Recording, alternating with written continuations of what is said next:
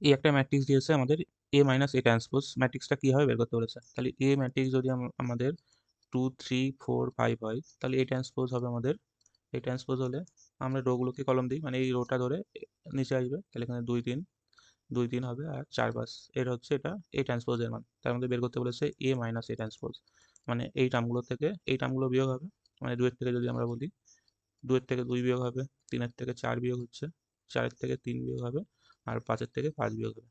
তাহলে এটাকে বলতে পারছি আমরা 0। 2 এর থেকে 2 বিয়োগ করলে, 3 এর থেকে 4 বিয়োগ করলে -1, এটা হচ্ছে 1, এটা হচ্ছে 0। তাহলে এই 0 -1 1 0 এটা কি ধরনের ম্যাট্রিক্স? এটা একটা বিপরীতসম ম্যাট্রিক্স, মানে এই টার্মগুলো, এই প্রধান কর্ণ বরাবর 0 টার্ম আসলে আর এগুলো যদি ওর মানে একই সিমেট্রিক আকারে হয়, কিন্তু আমাদের যদি চিহ্ন বিপরীত হয়, সেটা বিপরীতসম ম্যাট্রিক্স হয়। তাহলে এটা একটা বিপরীতসম ম্যাট্রিক্স।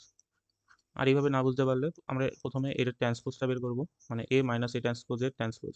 এটা করলে আমাদের হয়ে যাবে 0 -1 আর 1 0।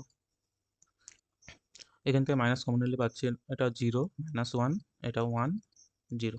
তাহলে দেখছি আমাদের আগের ম্যাট্রিক্সটাই এসেছে, শুধু আগে মাইনাস হয়েছে, মানে আমরা এটাকে বলতে পারছি minus of A minus A transpose. তাহলে এটা এমন যদি কোনো ম্যাট্রিক্সের হয়, মানে কোনো ম্যাট্রিক্সে ট্রান্সপোজ করলে মাইনাস ওই ম্যাট্রিক্সটা হয়েছে, এটা বিপরীত ম্যাট্রিক্স বলে। তাহলে এটা আমাদের অপশন বিটাই হচ্ছে।